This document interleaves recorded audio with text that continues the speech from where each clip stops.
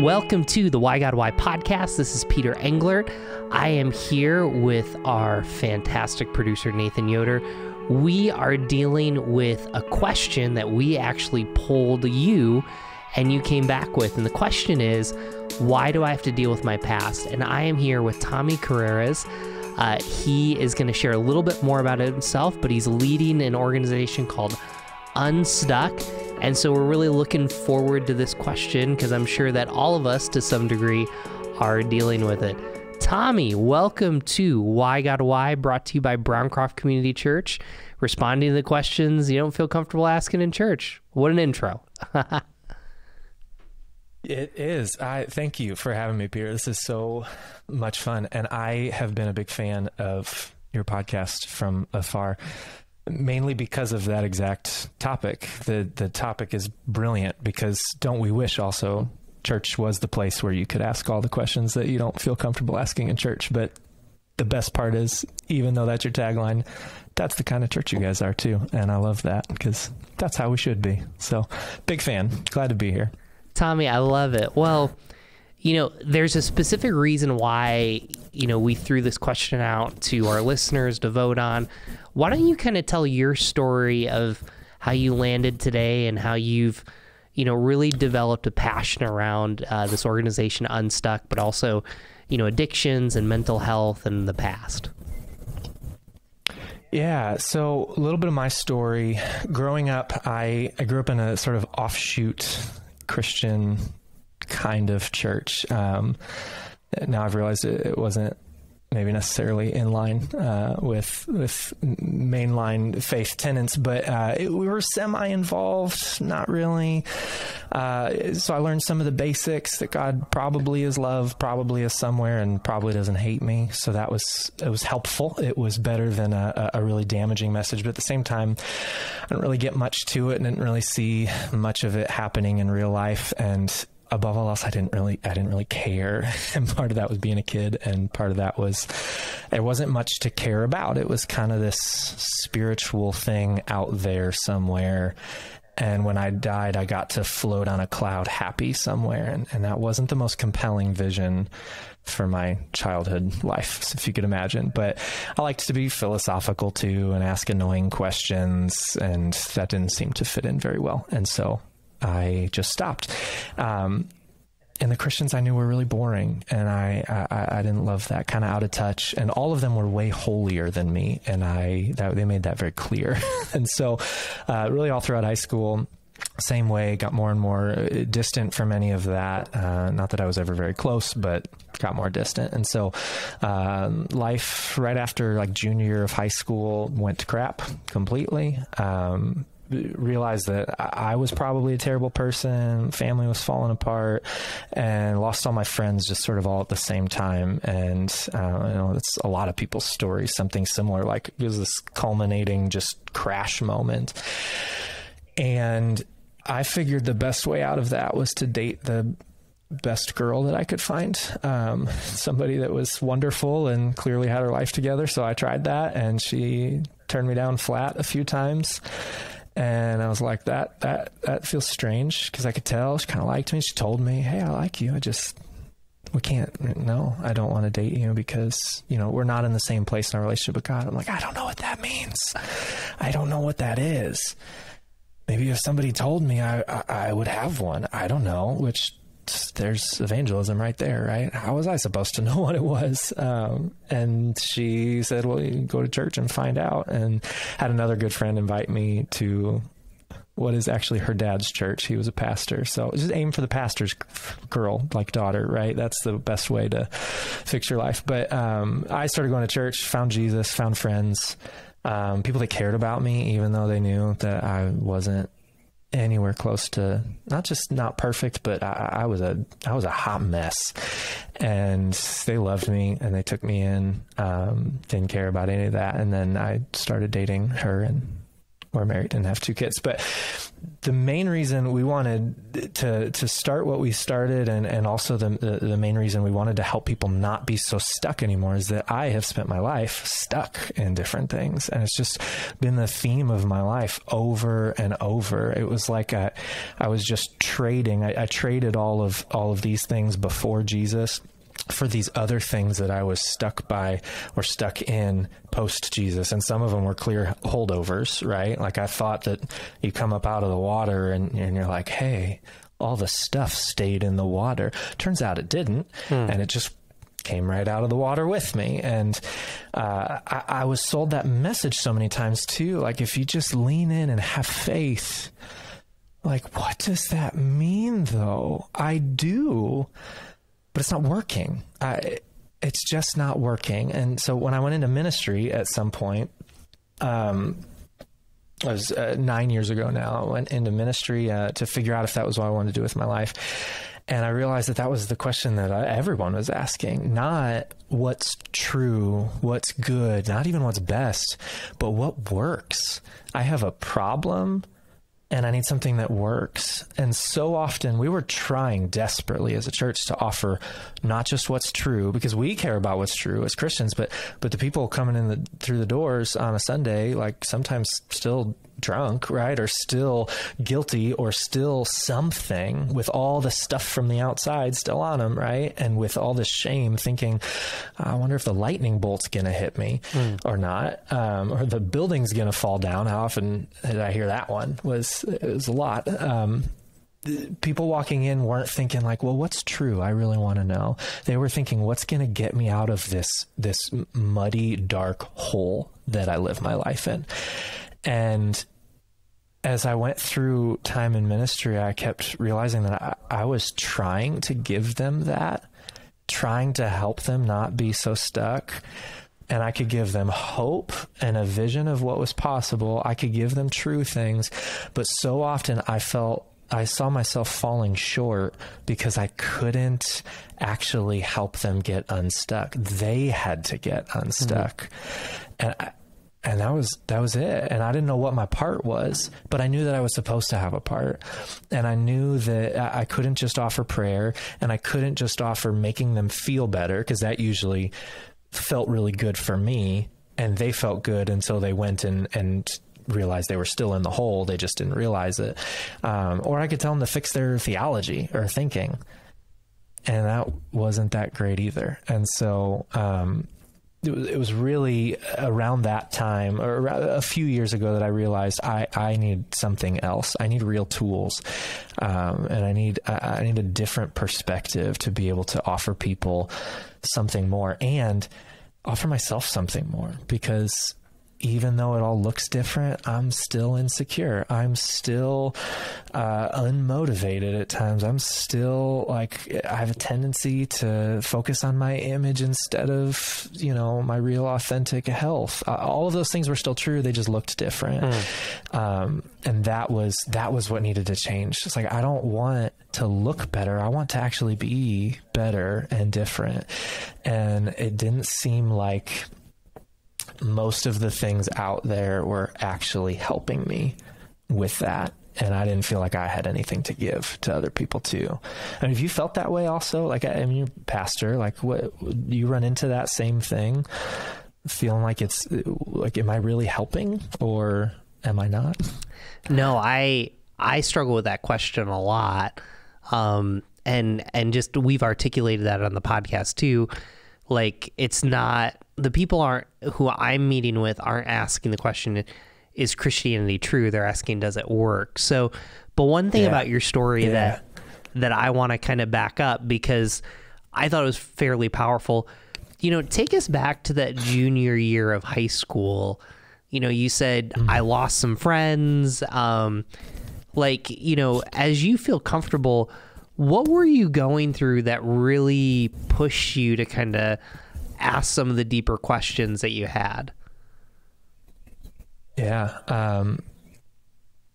That's a great question. And it fits very well, because the the day, I won't give all the details, but the day that the only way I've figured out how to describe it is I walked into my house summer before senior year of high school and felt like that's the best way I can put it, so I'm sorry. Felt like I was a dog walking into my house late at night with my tail between my legs because I pooped on the carpet again, and I knew I wasn't supposed to. I didn't actually poop on the carpet, to be clear.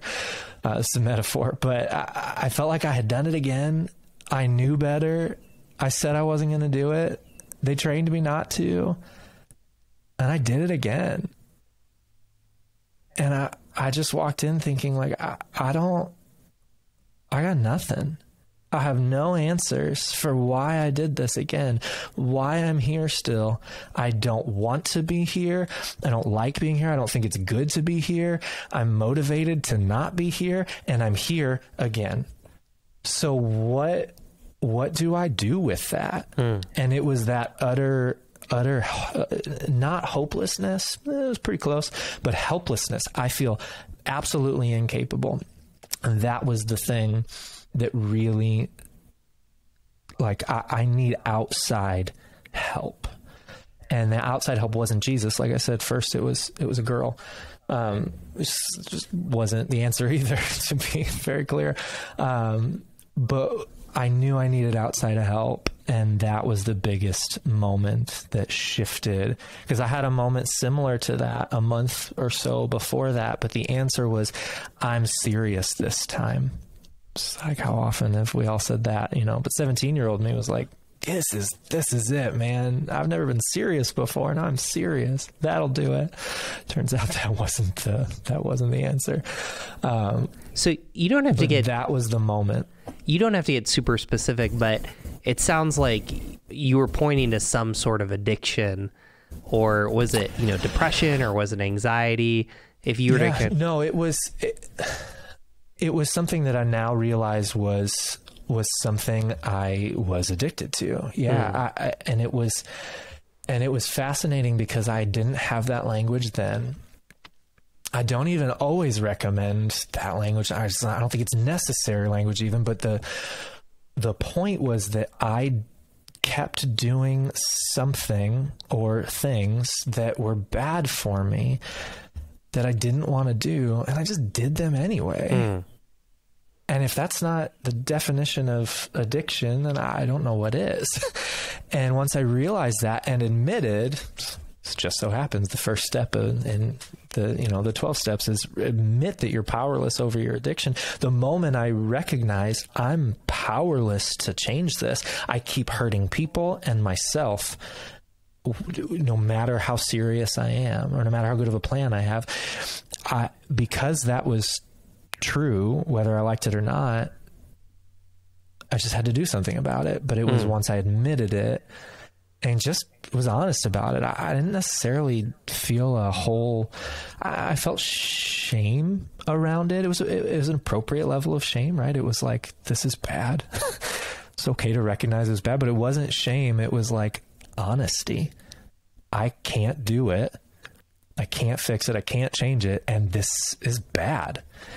Those are all true things. And so I liked to think of it, and I still like to think of it as a sense of more radical honesty than anything else. And if I'm honest, I do stuff that's stupid, and I do stuff that hurts me and it hurts other people, even though I don't want to.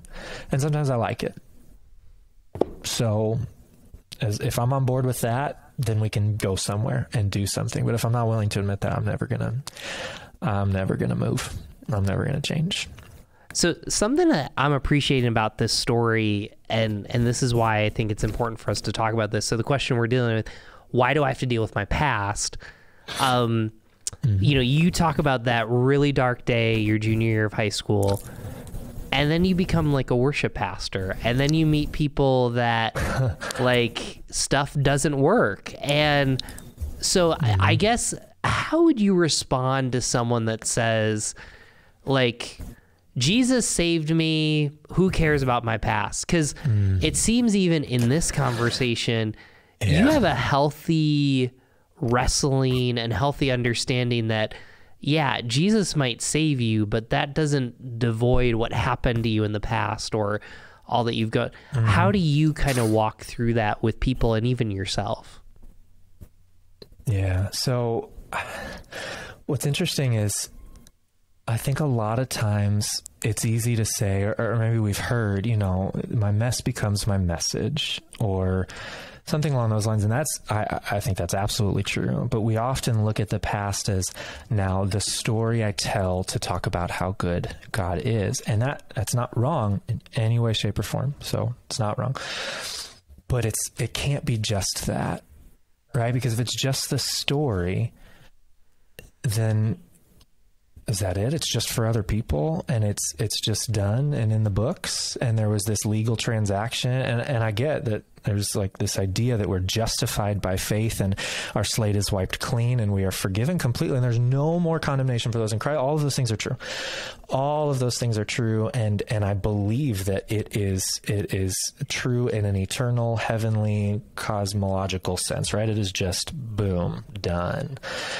That's what Jesus did on the cross. He took the penalty, the condemnation, and the weight of our sin. So I believe that that's true. But at the same time, is that really it? Why don't I do things better now then? Why do I still feel all of these same feelings that I did before? Why is there so much holdover? And what do I think happens to all that stuff? Do I think that God does a magic trick and like poof, washes it away? And I think that I actually thought that for a while. And I think a lot of us want to think that because it feels better, and it feels like we're doing.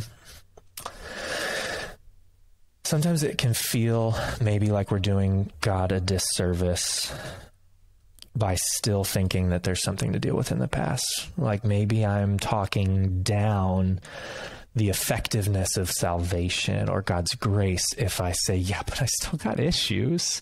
Mm-hmm. And I don't think that could be further from the truth, right? Because God isn't looking for me to validate his sovereignty, goodness, grace, or power. He doesn't need my help with that. He just is all of those things in perfection. And he doesn't need me to prove that for him, right? Also, what do we think he's asking of us? If it's to just be these perfect little people running around, well, then why didn't he just take over when he did? Why was he born into obscurity? Why was he grew up as an average person for 30 years in obscurity, where we have one story about his life when he was 12? Why did he, why was he Jewish in an oppressed people group during the height of one of the greatest, most powerful civilizations of all time? Like, if he wanted to be the perfect person, and I believe he was sinless, but if he wanted to be this perfect Alexander the Great, Caesar, he would have just taken over and he would have won the war and he would have said, everybody come be like me.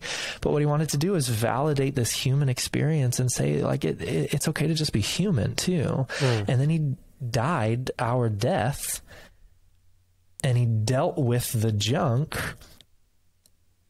And then he came back to life and invited us into that. And so what he shows us is he doesn't solve the problem from on high.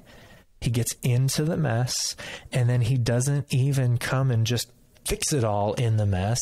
He comes and experiences the whole mess, right? He becomes this, from Hebrews, great high priest who can sympathize with our weaknesses because he's experienced every form of human weakness. Not because he was weak, but because he was human, and he felt angry, and he felt sad, and he felt betrayed, and he felt forsaken, and he felt lost, and he felt confused, and he felt all of these things, because that's what it is to feel human. And then he went into all of our pain, died the death that not just we deserved in this retribution, vengeance sense, but died the death we're all headed for. Mm-hmm. Because he knows that the only path to actual resurrection is through the darkness of our lives. And that's the model. And so in that way, it just feels like we don't have to protect God's image by just trying to live in the present and live in the goodness and say, yeah, but God's good, so I'm fine. It's not true, though. And No. you know what would really show God's goodness is being honest. And not only saying, yeah, I feel this way right now, but also I got a bunch of stuff and a bunch of issues that are unresolved and I have to deal with them. And that is a much more, I think, appropriate view of what grace is. Grace is God's willingness to come sit in the mud with us and lead us out gently, not throw us an instruction manual and say, here's how to get out of the mud and wash yourself up so you can come represent me better. That's just not how he works. And so that's my theological take on it is we don't have to protect God's image anymore. We have to accept his gift of actual presence in our darkest moments. I mean, read a psalm, right? David and all the psalmists are not afraid to say how awful everything is. And they also are not afraid to say, and I believe that God's in here with it, even if I don't feel it. And so holding that just massive tension, one in each hand, like both of those things can be true. I think that's the way that we honor how good God is and show how good God is, that he's showing that he's willing to walk through all of that junk with us. I think it's a beautiful description of the gospel that you just gave right there. I want to come back to our listeners because, I think about this question and I think that this will kind of help even understand Jesus a little bit better, is like we all have varying degrees of not wanting to deal with our past. So as I was getting ready for this episode, I think there's a person that's very aware of their past and not afraid to bring it up, but they're not dealing with it. We have another person that's a little bit more forward thinking with their past, or forward thinking with their life, and they don't even acknowledge the past. And then you got everybody kind of in between. So like when you think about someone's relationship with the past, and whether they're dealing with it, and no one like fully deals with their past. So I think I have some fair grounding to say that, but what are some attributes you see of someone, hey, they're really dealing with their past in a healthy way, to the extent of, hey, these are telltale signs that you're still dealing with your past in an unhelpful way? That's a great question. So what's interesting too is that first person you brought up, somebody that knows everything that's happened to them, but is still stuck in the past. It's really true. Self-awareness is not the answer. It's a stop on the path to the answer, because self-awareness makes you usually more depressed and more anxious because you're aware of how jacked up everything is. It's not a good feeling. And so, just knowing what's wrong doesn't actually fix anything. You just know what's wrong. And then besides that, not admitting the past, not talking about what's happened, and not being willing to draw a line is just inaccurate in every way. Couldn't be further from the truth. It's not a theological question. It's not a spiritual, emotional. It's just like that's not how the world, universe, or human body works. And so, it just doesn't, it's not okay. And so, and even, I think this will help us get to this understanding of what it looks like to deal with the past in a healthy way by talking about how our brains and bodies actually look at the past, right? So our brains are like prediction machines, basically, in a lot of ways. Most parts of the brain are unconscious and at least non-rational. They don't think or experience time and logic in the way that this part of our brain does, that kind of front left above the eyebrows. There's 15%-ish part of the brain that's like, hey, I understand the law of consequence and cause and effect, and I can think into the future. Most of the brain doesn't do that, right? And so that part of the brain too is the slowest, and it moves at the speed of words, basically, and it's last in processing. And so all of this evidence from the past, when we talk about the brain as a prediction machine, it uses evidence and experience from the past, information about the present moment, and then makes a prediction about the best course of action for the future. And it's usually the least harmful option, right? So the quickest reactions I have, especially moments of high stress or pain or danger, are always going to be to keep me safe in the least harmful way possible, which is not like, that's not a good picture of a great life, right? I want to make sure I don't die in the least damaging way possible. I don't want to break everything while I go, but it doesn't sound like a great life, right? That's not wisdom. That's not joy. That's not anything like that. But that's what we're doing, because we are not present moment people. We are people that are experiencing this present moment. But the only reason I am who I am is because of all the things that have happened up until this moment. And so my experience of the present moment is built on my understanding of the world that's been building since I was in the womb. And that is how the brain works. It's sort of this base programming idea, and all of it's for the sake of staying in some sense of control and having some sense of balance, not too good, not too bad, just kind of middle road. That's like the default position of the brain and the default goal. And that's not a bad thing. But again, it doesn't make for a great life. But to navigate this ridiculously complex and dangerous world, we have to develop this sort of sense of base programming in the brains. And they're actually, it's this idea of neurological beliefs. So when we talk about beliefs in this realm, it's not, I believe in freedom of speech. I believe that Jesus is one part of the Trinity, and this is how the Trinity works. That's great. Those are intellectual thinking beliefs, and they're fine and good. But our entire brain has a sense of belief that is not at all like that. It's based purely on experience and tied to emotion. It is all unconscious, and it's mostly and primarily for the sake of protection. It's like this idea that I need to stay alive first and foremost. And to do that, I have to develop rules of life, unconscious rules of life that say that's bad and that's good. And if it's not doing that, it's not doing its job. Right. And so that safety part is huge. So what's keeping me safe is one of the biggest questions that these beliefs are built on. And those beliefs, because they're not running at the speed of words, right? They're not in the left front part of the brain.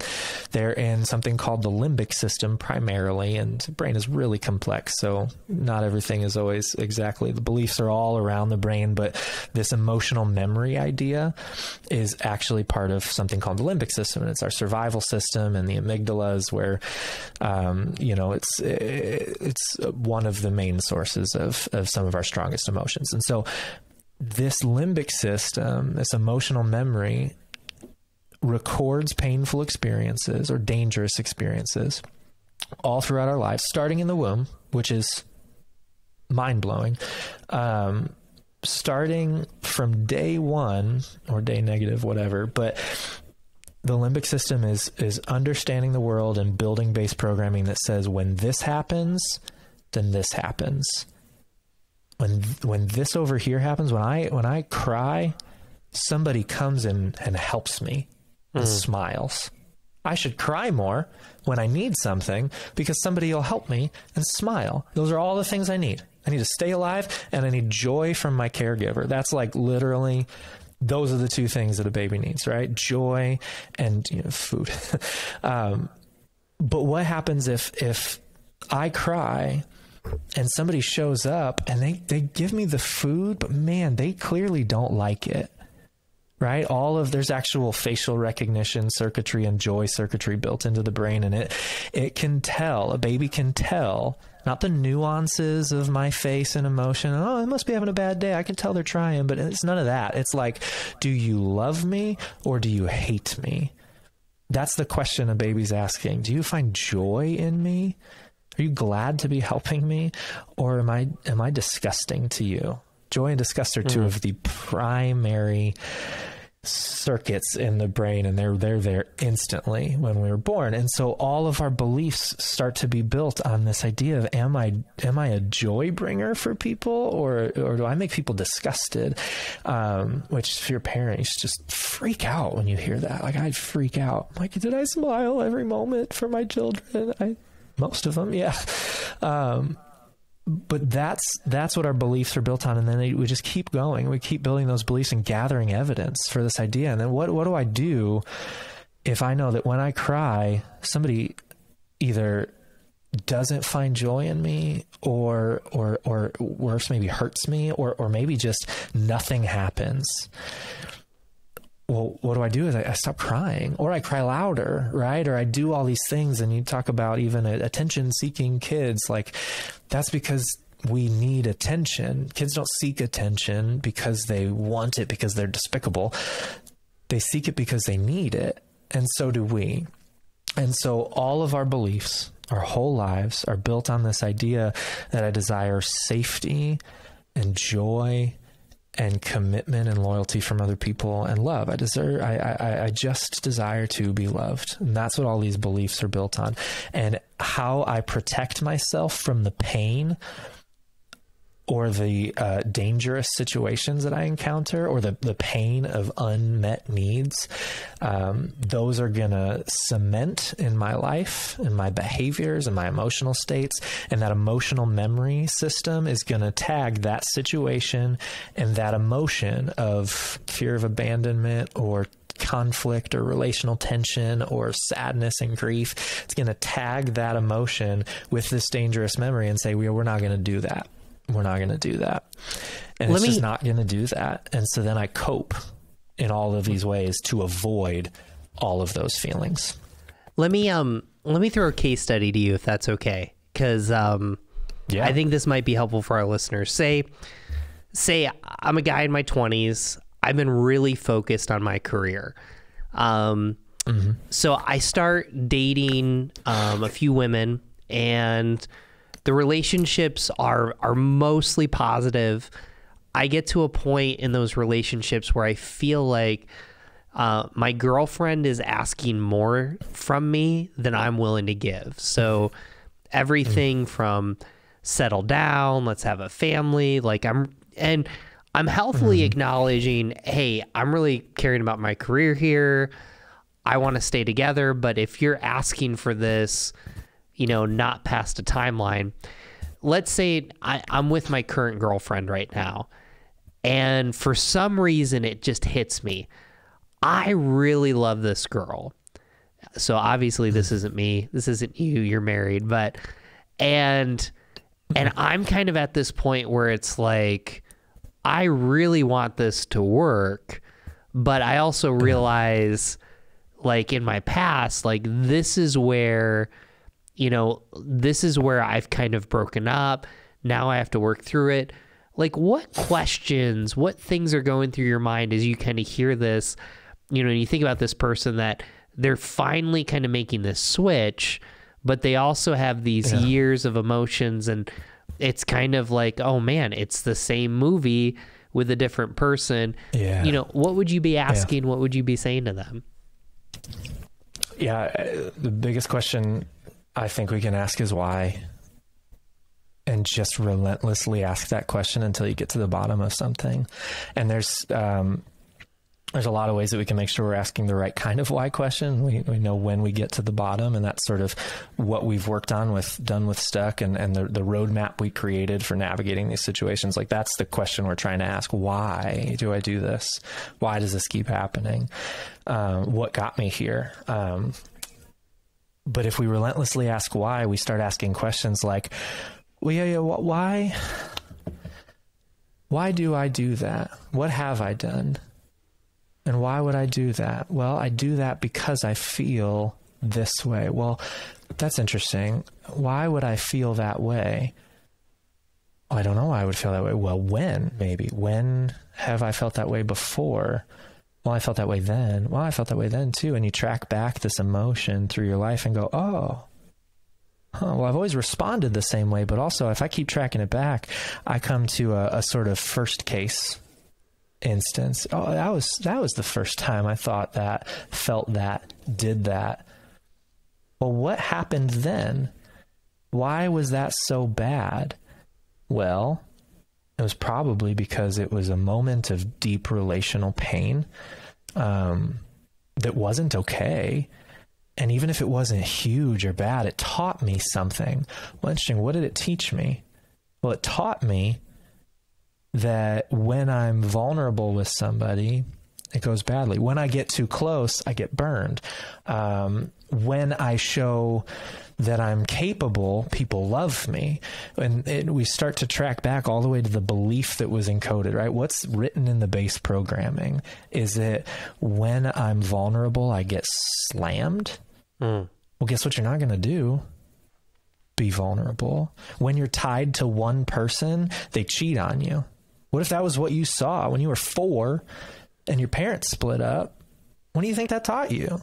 Like, well, nothing's forever. Well, why would I lock into forever? Right. And so when you start looking at your own life as evidence and all your behaviors and all your emotions as evidence of what you believe down at the heart level, which is an actual place in your brain, right? It's not your heart, it's your heart somewhere in there. When you look at it at that level and stop moralizing everything too and stop saying, why, I do that because I'm sinful.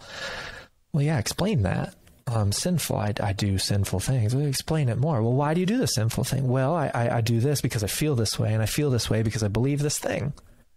If we can get down to the beliefs, then we get to finally the place that God says that he wants to show up anyway, right? In Ezekiel 36, he says, I want to take out your heart of stone and put a heart of flesh in. Jesus says that all of the words we speak are coming from the overflow of our heart. Everything is God wants to take over our hearts and take up residence in the center and the core of us, not fix what we look like on the outside. That was what he condemned in the Pharisees, calling them whitewashed tombs. You are dead on the inside, but man, you're beautiful on the outside. But so what? And so that's where he wants to go with us. And so when we keep asking questions, we usually find a pattern of events in our lives, a pattern of pain in our life, or a pattern of moments where or specific really large moments too, like that's what trauma does to us. But any moments in which we've suffered alone and learned that the world is a dangerous place, and we've tied it to an action of ours or a feeling of ours, then we are going to naturally keep doing that and living it out until it's resolved. And until we can actually do something with that and have a new belief in its place. We can't just stop believing something. We have to believe the opposite instead of that dangerous, corrupted belief. We have to believe something true instead. We can't just, well, I just don't believe that anymore. Well, yes, you do. It's nice that you said it, but yes, you do, because yes, we always do. And think about, I've got 31 years of belief formation under my belt, including when my brain was still like growing physically in size, right? Most of our beliefs come from even the environment from our first 2 years of life and in so many ways. And so that's a lot to conquer. And Jesus is in for that. He's like, we're going to do this the rest of your life. I'm going to reshape, reformat, and rewrite your heart for the rest of your life. That's what I signed up for. And he looks at us and goes like, is that what you signed up for? Because that's what we're doing. I'm going to make you into a human that is kind, good, lovely, and trustworthy. And we're going to do that a day at a time till you're dead.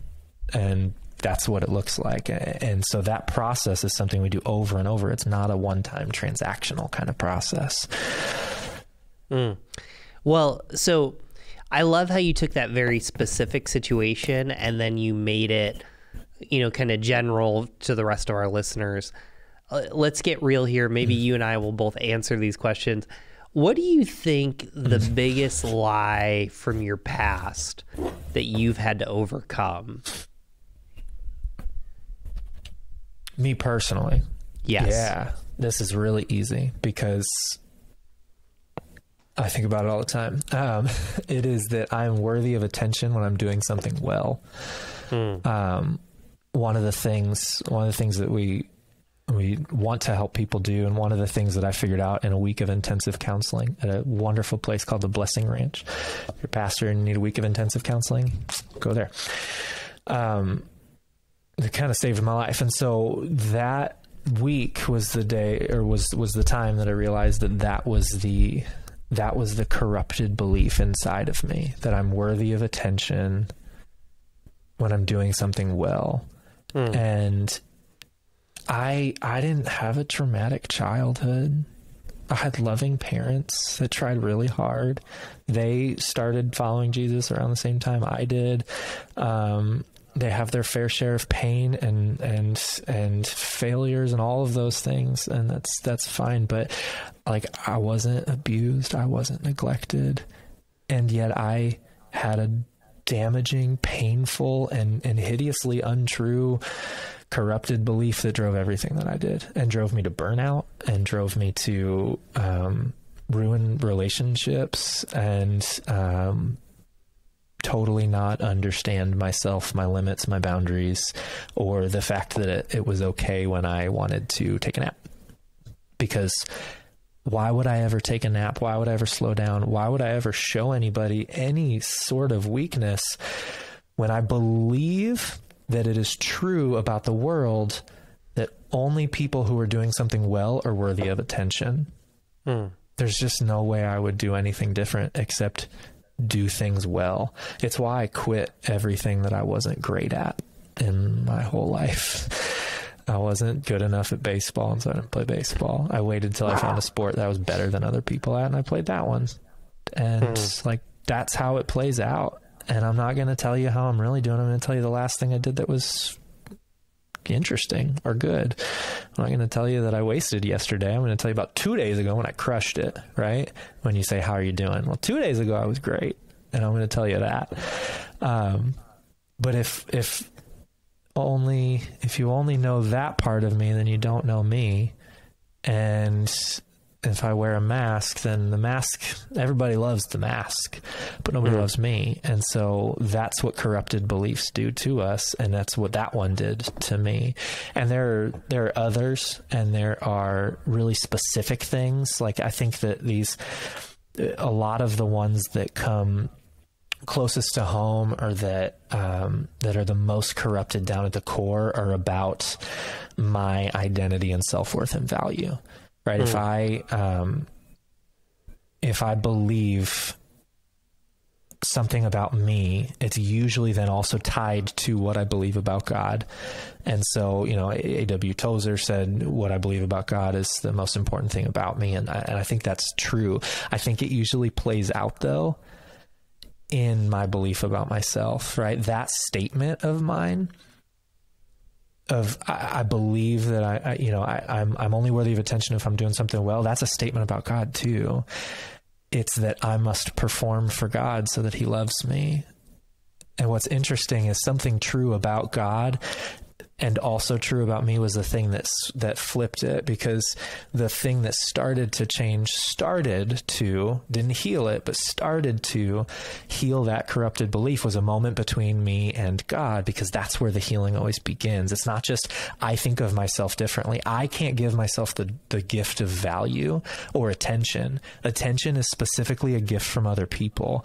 Joy is a gift from other people. It is me being worthy of somebody else's interest. I can't do that. I have to wait for that for other people and make sure I'm not destroying it and blocking it and ruining it. So there's a big part that I play, but that's why healing starts with God. It continues with people every time, and it has to, but it also has to start with God, because he's willing to do that for us first. That's what's so good about him. When we don't deserve it and we didn't earn it, he's still willing to give us those things that we need, not fix us because he's annoyed that we're broken, but fill us because he knows that we're empty, repair us because he knows that we're broken, and heal us because he knows that we're hurting. And so that's what he's willing to do for us. But the moment that changed my belief, for example, was wildly specific, because that's also how good God is.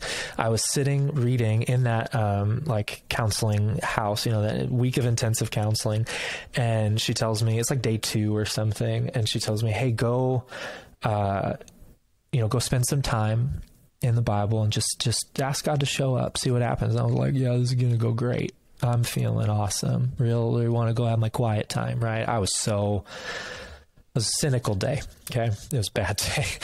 And so I go and I'm sitting in this room and I'm reading the Bible, and I flip. I'm like, do that cool thing where you flip open to a page and something happens, and it's like, whatever. So I flip open to a page and I read something. I'm like, that's dumb. That doesn't make any sense. It's a dumb page. And I'm like, oh, well, that's interesting. I've never heard that. What is that? That's weird. And I look at the reference and it was some other thing. I'm like, okay, I'll follow the reference. And I flip open to another thing. And I'm like, well, that's interesting. That's a weird word. Why is that in there? Well, that's funny. That word is also in that verse. I'm like, oh, I'll go to that verse. And then I read something. I'm like, huh. Well, that was really specific about my life and situation. It wasn't the healing moment, but that's interesting. Huh. I wonder if something's here.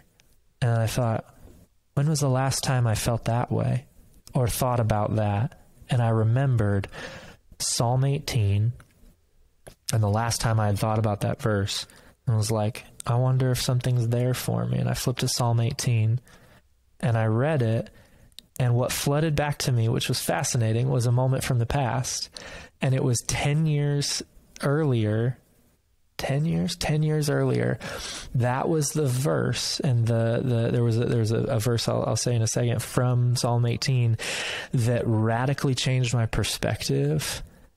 10 years before, it was like the first moment, it was like the down payment on this moment that God made in a healing moment that I had in a very wounded place in a very dark time. That was the verse that showed up. And I was like, well, that's cool. But then I kept reading, and this is what happened. This is right after I had identified I'm worthy of attention if I'm doing something well. And then I read, and Psalm 18 is really funny because it's like God shows up like a dragon, basically. David says, I'm gonna die and everything's awful. And I called to God on his throne in his temple, and I was in the depths of despair, and he heard my call and heard my cry. And then it's this whole massive page-long description of God coming like a dragon on the clouds and destroying things with fire and thunderstorms and earthquakes, and it's super epic. It's awesome. But then he comes to this kind of cadence in the middle, and he says, he rescued me because he delighted in me. And I stopped dead in my tracks. And I said, that is the opposite of I'm worthy of attention when I'm doing something well. Because if I wrote that verse with my corrupted belief, it would be, he rescued me and then delighted in me. He cleaned me up, and then I was presentable to him. And instead it was, he delighted in me, so he rescued me. And it flipped it on its head. And it wasn't like if somebody just said, hey, read this verse, and it was a week before, it would have meant nothing at all. I would have been like, yeah, that's cool. But in this moment of my deep pain, where I was engaging with the beliefs of my heart based on the evidence from my past and all of the things and all the pain that was unmetabolized and undealt with and unaddressed, it was in that space of deep pain that he said, now I can put something there in its place because it's open. You unsealed the corridor, right? You unsealed the dungeon, you let me in, and now I'm going to put something true there instead. And that was the beginning of that healing process for me. And I realized that's what I have to chase after. I have to chase after that true thing in my relationship with God and my relationship with other people. I have to see the way that they delight in me, not when I'm doing things well. I have to see the way that I'm worthy of their attention, even when I mess up. That means I have to give people my vulnerability. I have to give people my mess, people that I trust, so that they can show me that they love me in the middle of it. That will rewrite the belief, give me new evidence over and over, so that my heart and my base programming can say, yeah, when you're vulnerable, you're rewarded with love. And that's the thing that rewrites the past. But we have to actually go there before we can experience the healing. Wow. This episode went by really, really fast. So Tommy, thanks so much. So yeah, it did. So we actually are going to close with the question that we ask everybody. So we ask this question, what does Jesus have to say, about my past? And whatever heresy that I bring up, you'll get to clean up however I respond. So does that sound good? Perfect. That sounds excellent. Yeah. You know, I've been thinking about this as we relate to, you know, this podcast. You know, we talked a lot about the writers of the Bible. So whether it's Peter or Paul, and as you read the letters that they wrote in the New Testament called epistles, like it just seems like they have a decent handle on their past. And I'm thinking specifically of Paul. You know, he writes, I was a hypocrite, I was a Pharisee, I was against Jesus. And, you know, that doesn't negate his belief of the verses that, you know, you've been forgiven and your sins are as far as from the east from the west.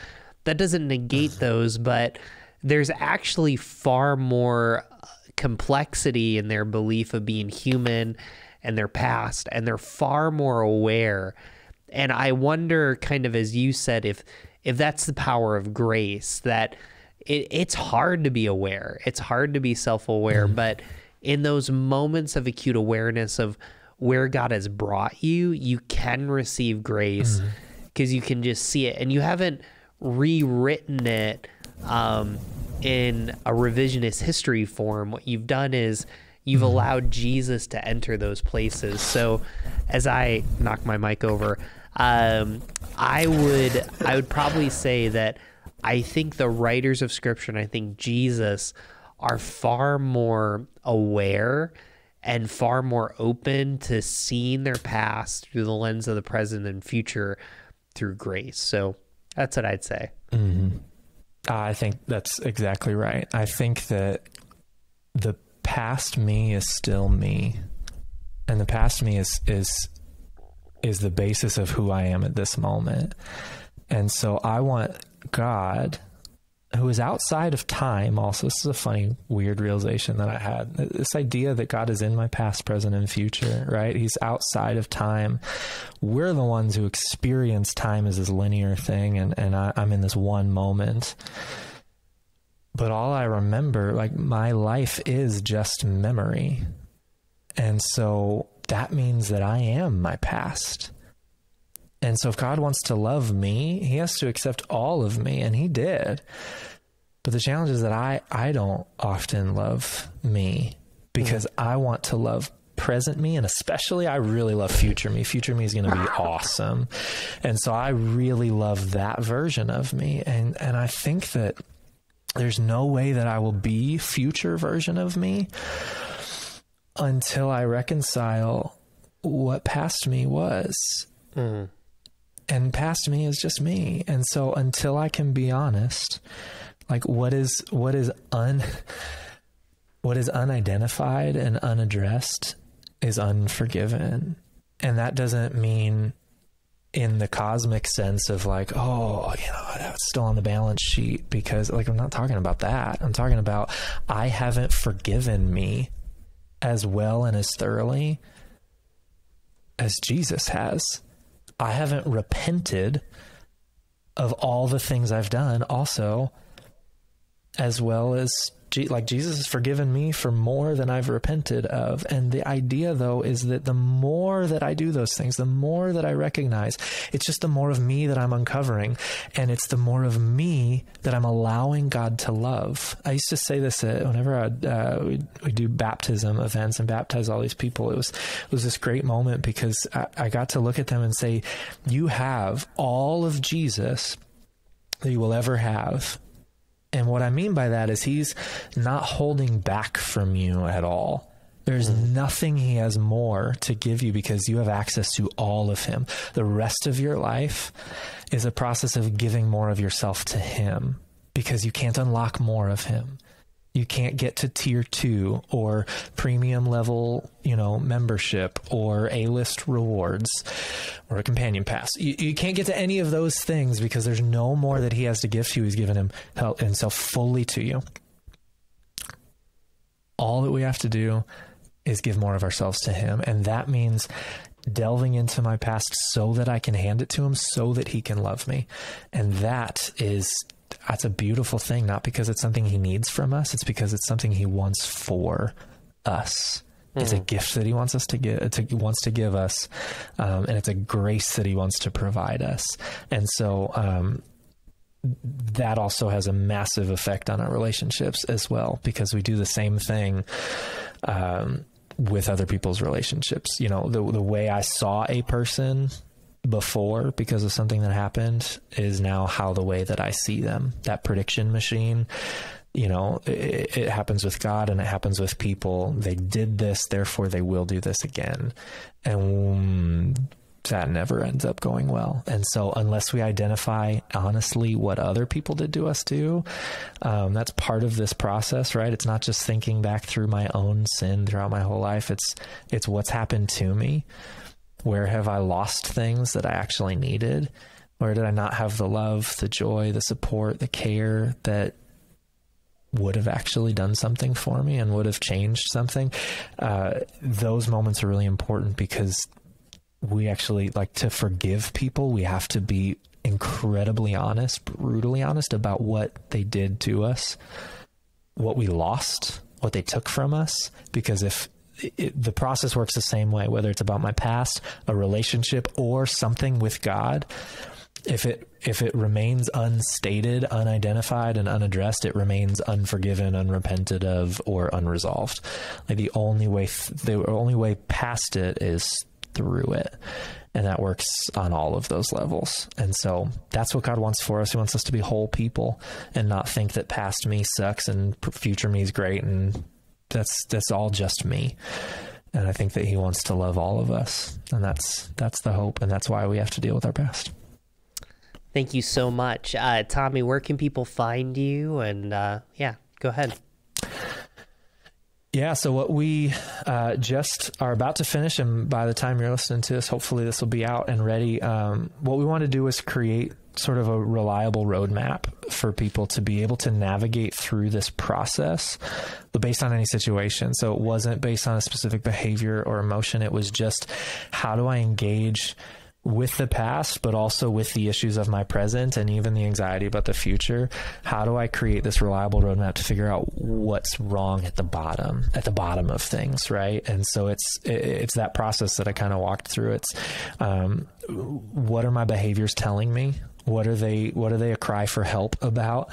What needs are going unmet, and what am I trying to accomplish with them?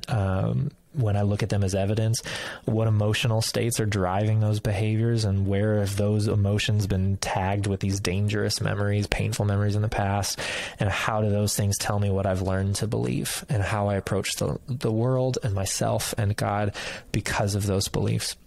And then when I can do all that, how do I repair what's broken? And we walk through some of those tools of how to repair things with God and then with other people. And that's about to be out. So it's donewithstuck.com. Actually, if you go to donewithstuck.com/whygodwhy, we've got one sheet. One of the main things that I think anchors us in the past is forgiveness of others. It's one of the main repair tools that we walk through, but it's also one of the most accessible. And so many of us have people that we want to forgive but can't. Don't feel like we can forget. And then you hear a verse about, well, God forgets all our sins, so I'm supposed to forget, but I don't think that's possible. And it's just confusing. And so, and you don't want to get walked on again. But so, if you go to donewithstuck.com/whygodwhy, we've got a forgiveness worksheet. It's like one of the tools you can start walking through, kind of a way to delve into the past in a sort of a tiptoe way. But then that course, the Done With Stuck roadmap, we call it, is hopefully going to be out by the time you're listening to this, and you'll get some information on that if you head there as well. You can go through this process and start navigating through your current and past struggles, sort of with this reliable roadmap that'll teach you what's going on inside of you and then where to go with it and what to do. Well, hey, thank you so much. Make sure you go check that out. Don't forget, the best place to hear this episode and to find out more is to subscribe to our email at whygodwhypodcast.com. Tommy, thanks for joining us, and we hope you all have a great day.